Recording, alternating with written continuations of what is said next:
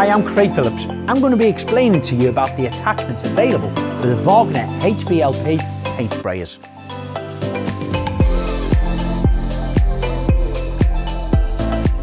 This is the wooden metal extra detailed attachment, which is amazing for really close, fine, detailed work. It comes with a 250 milliliter pot. As you can see, it only has one spray pattern out the center for that perfect jet of paint.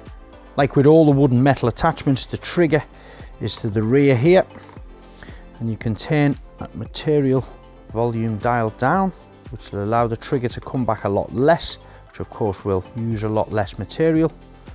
Or you can turn it right the way up to the back of the trigger, and that allows the trigger to be fully opened, which is going to use a lot more materials.